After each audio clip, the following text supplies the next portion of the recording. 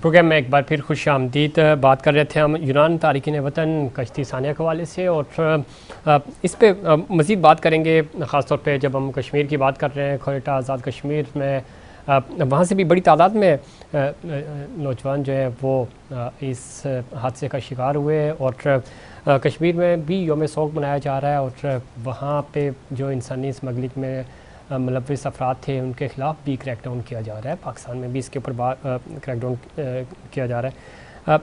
مزید جو کہ پروگرام سے پہلے ہم نے بات کی، یونان سے ہمارے ساتھ اشاق نذیر موجود تھے، وہ اپڈیٹ کر رہے تھے کہ وہاں کی کیا اپڈیٹس ہیں، اور جو تحقیقاتی کمیٹی بنائی گئی ہے، اور خاص طور پہ جو لواحقین ہیں ان کو اپنے پیاروں کی شناخت سب سے بڑا چیلنج ہے، اور اس حوالے سے جو دفتر خارجہ ہے وہ بھی متحرک نظر آ رہا ہے. مزید ہمیں بات کریں گے، ہمارے ساتھ پینلسٹ موجود ہو گئے. سردار اویس ہمیں جوائن کریں گے، نمائندہ خصوصی ہیں K21 news TV Kotli Azad Kashmir سے. Doctor Khalid Chauhan DIG AJ کے، اور ممتاز زہرا ترجمان دفتر خارجہ ہمیں جوائن کریں گی. اویس ہمیں جوائن کر چکے ہیں. اویس، بہت شکریہ آپ نے پروگرام میں وقت دیا. خاص طور پہ جب ہم کوٹلی کی بات کر رہے ہیں، وہاں سے بڑی تعداد نوجوانوں کی شامل تھی اس میں.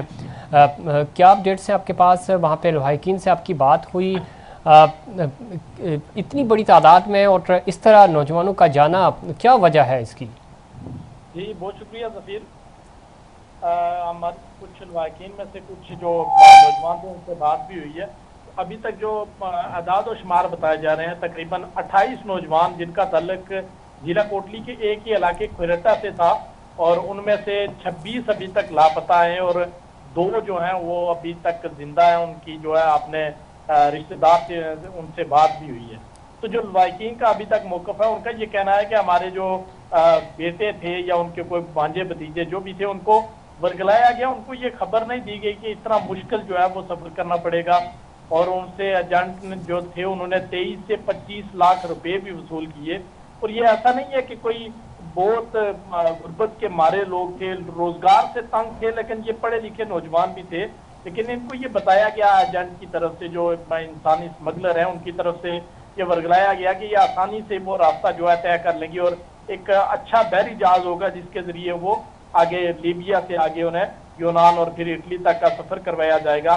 اور آج بھی لواحقین جو ہے وہ اس پر بڑے مایوس بھی ہیں، اور حکومت سے یہ مطالبہ کر رہے ہیں کہ انسانی اسمگلر جو ہے ان کے خلاف بھرپور کارروائی کی جائے. اچھی بات جو دیکھنے کو ملی ہے کہ پولیس نے، کوٹلی پولیس نے فوری کارروائی کرتے ہوئے 5 جو ایجنٹ تھے ان کو گرفتار کر لیا، اور ان سے ابھی تک تفتیش جاری ہے. اس کے علاوہ مزید پولیس جو ہے وہ کارروائی کرنے کے لیے کوششیں جاری. ویسے اس میں جو آپ پولیس کی کارروائی ہے، ابھی ہم تھوڑی دیر میں ڈاکٹر خالد چوہان بھی ہمیں جوائن کریں گے.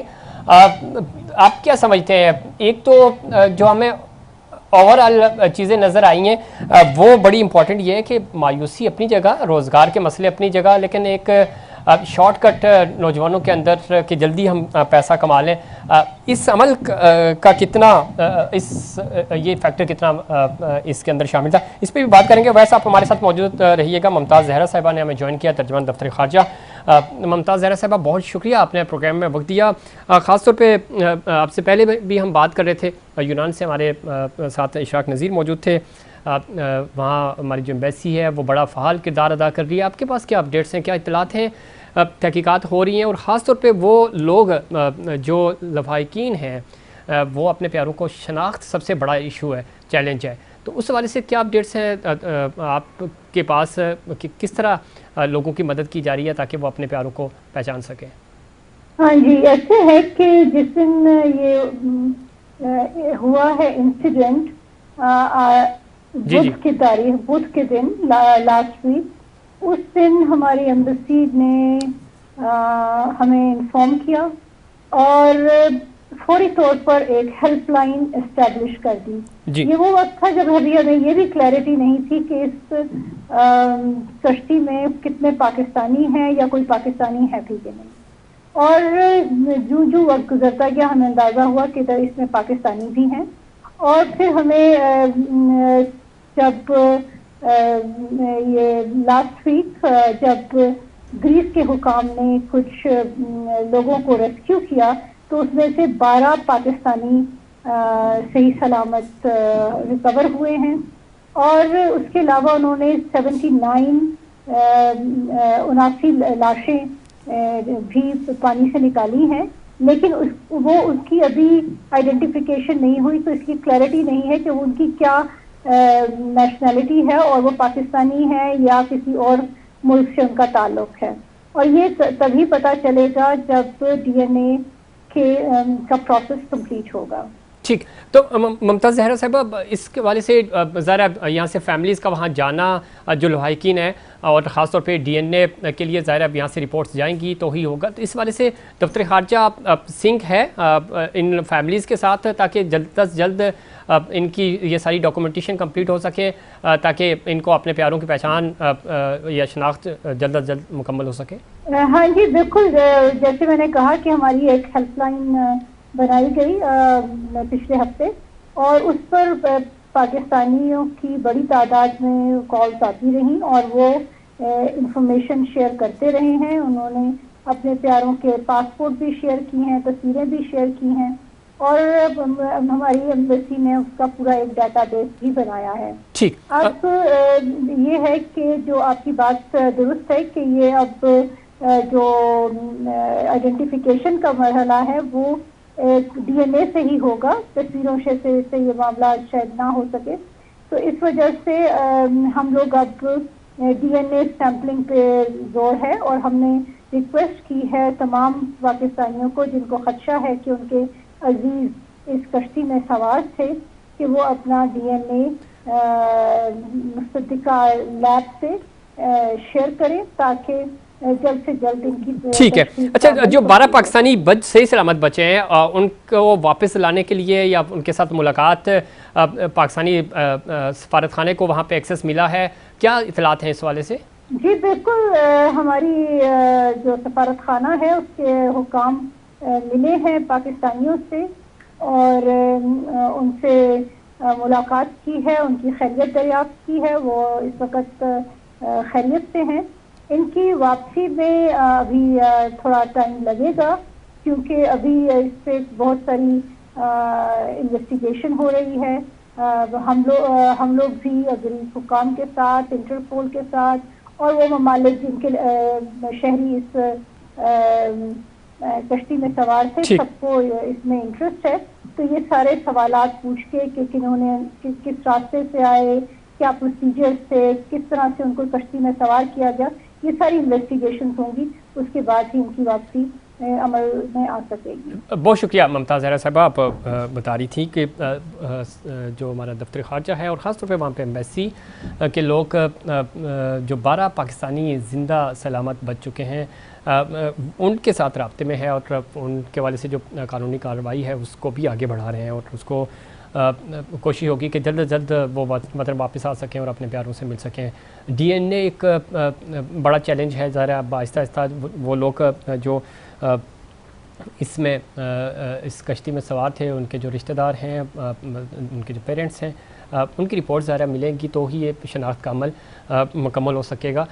ویسے ہم گفتگو کر رہے تھے خاص طور پہ ایک فیکٹر تو یہ بھی ہے، ہم حکومت پہ تو ظاہر یہ حکومت کی ذمہ داری تو ہے ہی کہ وہ روزگار فراہم کرے، لیکن ایک معاشرتی تقسیم جو ہے وہ سب سے بڑا ایشو ہے.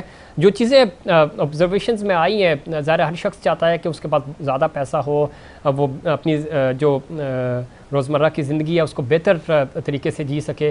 اب یہ ایک بڑا چیلنج ہے آج کی نوجوان نسل میں، یہ چیزیں بڑھتی ہوئی نظر آ رہی ہیں. آپ کو لگا کہ یہ فیکٹر بھی ہے جس طرح اتنی بڑی تعداد میں اور اتنے پڑھے لکھے نوجوان جو ہیں وہ ظاہر ہے اپنی انکم کو بہتر کرنے، اپنی زندگیوں کو بہتر کرنے، اپنے پیاروں کی زندگی کو بہتر کرنے کے لیے وہ اتنا بڑا رسک لے رہے ہیں؟ ایسا تو نہیں ہے کہ ان کو نہیں معلوم کہ اتنا بڑا چیلنج ہو سکتا ہے؟ آپ ٹریول کریں گے تھرو آؤٹ، آپ نے کشتیوں کے ذریعے سفر کرنا ہے، آپ نے چھپ کے سفر کرنا ہے.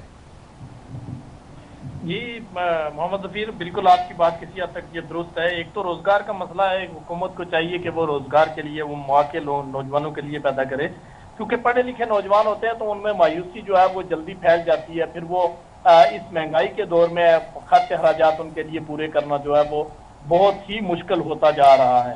لیکن ساتھ ساتھ دوسرا فیکٹر بھی ہے، کیونکہ یہ اکثر لوگوں کو یہ پتا ہے کہ یہ ضلع کوٹلی جو ہے میرپور ڈویژن کا حصہ ہے، اور اس پورے ڈویژن میں جو ہے پچھلے تقریباً 2-3 سالوں سے جو ہے अक्सरियती नौजवान जो है वो बैरून मुल्क जा चुके हैं, या जो पहले से वहाँ पे मौजूद थे वो अपनी फैमिली समेत शिफ्ट हो रहे हैं।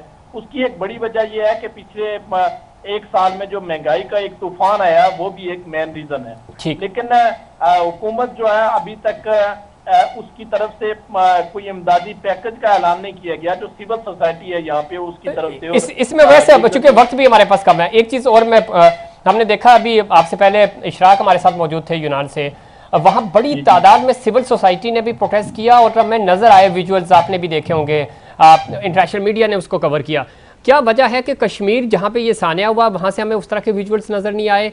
ये पूरा बेल्ट, जब हम इस गुजरात की बात करते हैं, रावलपिंडी की बात करते हैं, और इवन पूरे पाकिस्तान में आज यौम शोक ज़रूर मनाया गया सरकारी सतह पे, लेकिन हमें लोग प्रोटेस्ट करते हुए नज़र नहीं आए। ये बेहिस्सी क्यों है? जी, आज़ाद कश्मीर में आज़ाद कश्मीर हुकूमत की तरफ से जो है वो यौम शोक एक दिन का बनाया गया, और इसके अलावा जो कोटली मेन सिटी है वहाँ पे भी एक भरपूर एहतजाज किया कि खुरटा जो जहाँ के अक्सरियती नौजवान उस हादसे का शिकार हुए उसमें भी एक शटर डाउन हड़ताल और इसके अलावा भरपूर वहाँ पे भी एहतजाज किया गया।